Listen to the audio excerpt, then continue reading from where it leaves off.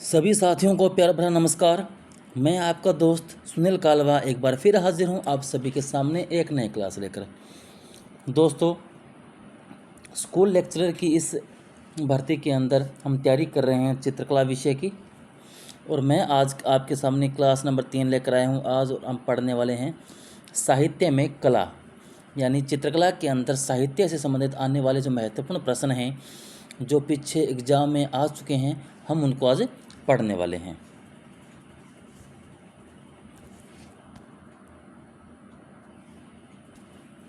आज का पहला प्रश्न है, विष्णु धर्मोत्तर पुराण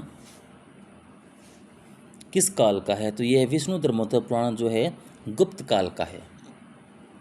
यह प्रश्न पहले एग्जाम में आए हुए सभी प्रश्न हैं, महत्वपूर्ण प्रश्न हैं। आचार्य भरत मुनि के अनुसार रसों की संख्या है।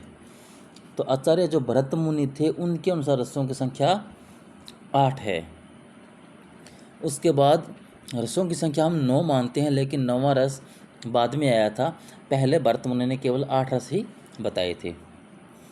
शिल्प रत्न के लेखक थे, तो शिल्प रत्न के लेखक है श्री कुमार। नाट्य शास्त्र के प्रवर्तक आचार्य थे, यानी नाट्य शास्त्र की रचना करने वाले थे भरत मुनि। रसमाला लिखी है, तो रसमाला जो है सोमेश्वर ने लिखी है। सम्रांगण सूत्रधार के रचयिता है, तो सम्रांगण सूत्रधार के रचयिता राजा भोज है। सम्रांगण सूत्रधार के रचयिता भोज। विष्णु धर्मोत्तर पुराण लिखा है। विष्णु धर्मोत्तर पुराण किसने लिखा है? तो ये लिखा है मार्कंडेय मुनि ने। विष्णु धर्मोत्तर पुराण के चित्र सूत्र में रसों अथवा प्रधान प्रवृत्तियों की चर्चा है। तो विष्णु धर्मोत्तर पुराण के अंदर 9 रसों की चर्चा है।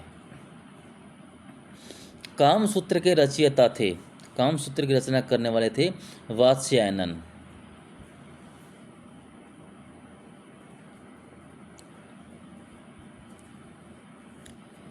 वात्स्यायन कामसूत्र में वर्णित कलाओं की संख्या है 64। यानी वात्स्यायन ने कामसूत्र के अंदर कितनी कलाएं बताई है? 64 कलाओं का जिक्र किया गया है। कामसूत्र की टीका जिसमें सड़ंग का वर्णन है, के टीकाकार कौन थे? तो वो थे यशोधर पंडित। कामसूत्र की टीका थी जिसका नाम था जयमंगला, और जयमंगला के अंदर सड़ंग का वर्णन किया गया है, और उसका वर्णन करने वाले व्यक्ति हैं यशोधर पंडित। मन की स्वतंत्रता और मोक्ष या आत्मा की मुक्ति का मार्ग किसे माना गया है? तो इसे कला को मुक्ति का मार्ग माना गया है। भारतीय ग्रंथों का सही काल कालानुक्रमिक अनुक्रम है, यानी आपको कालक्रम बताना है पहले से बाद में। सही कालक्रम कौन सा है? तो विष्णु धर्मोत्तर पुराण सबसे पुराना है, फिर कामसूत्र है, फिर जयमंगला है, फिर कदम्बरी है। तो ये इनका एक कालक्रम है। सही सुमेलन कीजिए। तो एक इस तरह के प्रश्न आपको एग्जाम में आते हैं। एक तरफ लेखकों के नाम दिए होते हैं और एक तरफ ग्रंथ दिए होते हैं, तो इनको मिलान करना होता है। तो नगनजीत के द्वारा लिखित ग्रंथ है चित्रसूत्र, जयदेव की कृति है गीत गोविंद, वात्स्यायन की कृति है कामसूत्र, और वराह मिहिर के द्वारा लिखा गया ग्रंथ है वृहत संहिता। ये काफ़ी महत्वपूर्ण प्रश्न है, महत्वपूर्ण साहित्य है, जिन्हें आप अवश्य याद करें।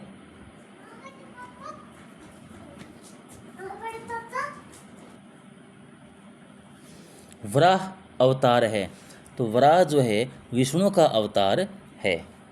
भागवत पुराण कहानी है, जो भागवत पुराण है वह कृष्ण की कहानी है। पौराणिक रूप से प्रथम चित्रकार है, यानी पुराणों के अंदर सबसे पहला या सबसे प्रथम चित्रकार किसे माना गया है? तो ब्रह्मा को सबसे प्रथम चित्रकार माना गया है।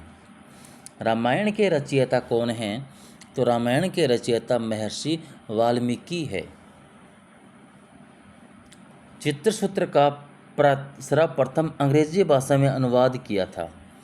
जो चित्रसूत्र है इसका सबसे पहले अंग्रेजी भाषा में अनुवाद करने वाले व्यक्ति थे स्टेला क्रेमरिस।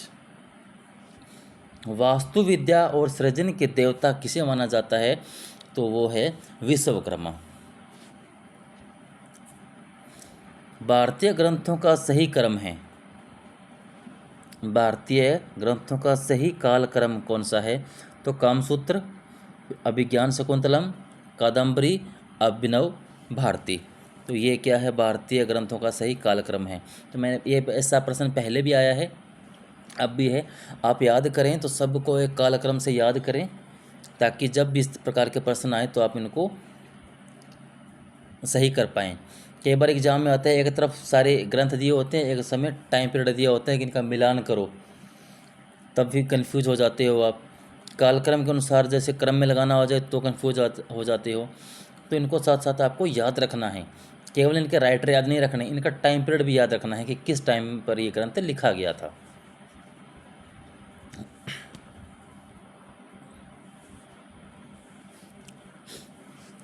अत्यधिक व्यापक रूप से रंगमंच के साथ संबंध रखता है नाट्यशास्त्र। यानी रंगमंच के साथ संबंध रखने वाला ग्रंथ है नाट्यशास्त्र है। ग्रंथों का सही कालक्रम है, फिर से ग्रंथ प्रश्न पूछा गया है। अष्टाध्यायी, विष्णु धर्मोत्तर पुराण, हरसचरित्र व कल्पसूत्र। तो इस प्रकार के बहुत सारे प्रश्न मिलेंगे आपको। क्षयव्रती पर चर्चा वाली प्राचीन कृति का नाम है नाट्य शास्त्र। लाफिर के अनुसार भारत में चित्रकला का जन्म हुआ दरबारों से। लाफिर एक विचारक है, विद्वान है, तो वो कहते हैं भारत में चित्रकला का जन्म जो है दरबारों से हुआ है। अश्वमेध यज्ञ के समय श्री राम ने स्वर्ण प्रतिमा का निर्माण करवाया। किसकी प्रतिमा का निर्माण करवाया था? तो वो है सीता जी की प्रतिमा का निर्माण करवाया था। वेदों की संख्या है, तो वेदों की संख्या 4 मानी गई है। कलाना प्रवर चित्र धर्मार्थ काम मोक्षदम उदित है। यानी ये जो श्लोक है वो किस पुस्तक से लिया गया है? तो इस प्रकार के 5-6 श्लोक बहुत फेमस है कि यह श्लोक, यह बात किस ग्रंथ से ली गई है, तो आप इनको भी याद रखें। तो ये है चित्रसूत्र नामक पुस्तक से। साहित्य में कला नाम से मेरी एक पहले भी मैंने क्लास करवा रखी है, डिटेल वीडियो मैंने करवाया है, तो आप वहाँ देख सकते हैं। मैंने इन सभी जितने भी ग्रंथ हैं इनको करवा रखा है आपको। चित्रकला का प्राचीन नाम था, तो चित्रकला को प्राचीन समय में शिल्प के नाम से जानते हैं। अग्नि पुराण में कलाकार को कहा गया है, तो अग्नि पुराण में कलाकार को योगी के नाम से जाना जाता है। याद रखें, महत्वपूर्ण प्रश्न है ये।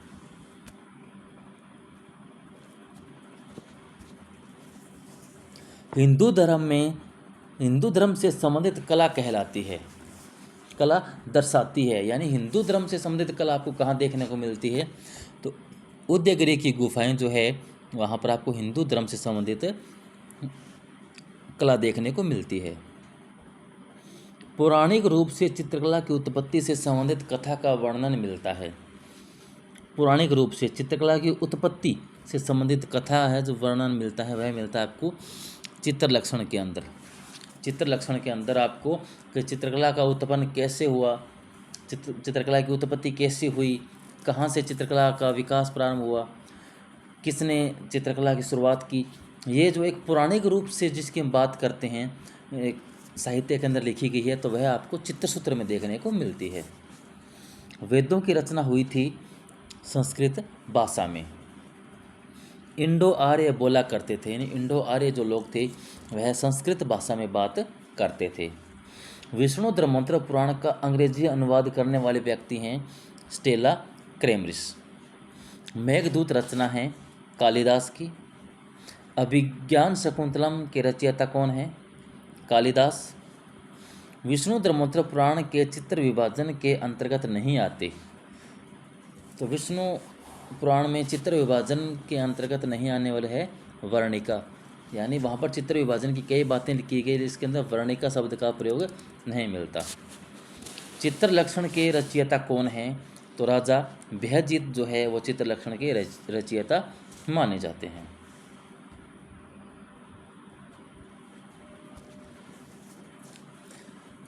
देवी दुर्गा महिषासुर मर्दिनी की प्रतिभा लक्षण का वर्णन हमें मिलता है। देवी दुर्गा महिषासुर मर्दिनी की प्रतिमा लक्षण का वर्णन आपको मिलता है मार्कंडेय पुराण के अंदर।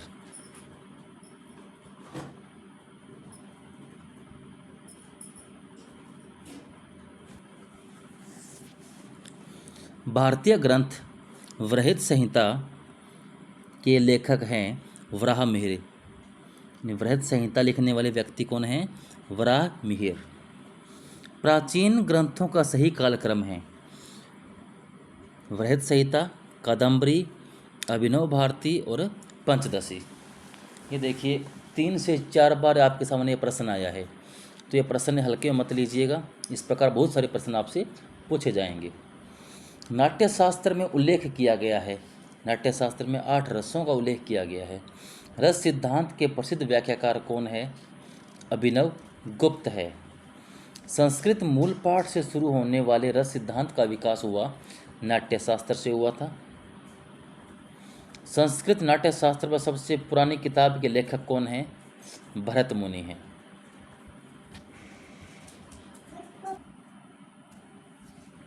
कामसूत्र में आलेख्य की विश्लेषणात्मक व्याख्या प्रस्तुत की है वात्स्यायन ने। ध्वन्यालोक रचित है, जो ध्वन्यालोक है वह आनंदवर्धन के द्वारा लिखा गया है। भारतीय चित्रकला की विशेषता है अंतःकरण की प्रेरणा है। भारतीय चित्रकला की जो विशेषताएं हैं कुल 11-12 विशेषताएं हैं, जिसके मैंने अपनी पुरानी वीडियोज है जिसमें डिटेल में वीडियो मैंने करवाए हैं, उनके अंदर सारी जानकारी दी गई हैं। तो वहाँ देखें तो आपको पता चलेगा कौन कौन सी भारतीय चित्रकला की विशेषताएं हैं।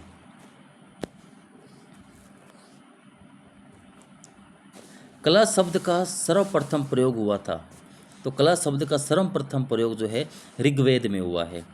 चित्र लक्षण की रचना है नगनजीत के द्वारा। चित्र लक्षण की रचना किसने की थी? नगनजीत ने की थी।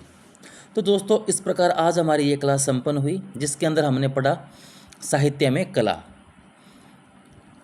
अगर आपको मेरी क्लास पसंद आ रही है तो प्लीज़ अपने दोस्तों को शेयर करें, मेरे चैनल को सब्सक्राइब करें और मेरे साथ यूं ही बने रहें। तो मैं बहुत जल्द आपके लिए सारे वीडियोज़ इसी प्रकार के महत्वपूर्ण प्रश्नों के लेकर आऊँगा। जुड़े रहें मेरे साथ, पढ़ते रहें, मस्त रहें। धन्यवाद।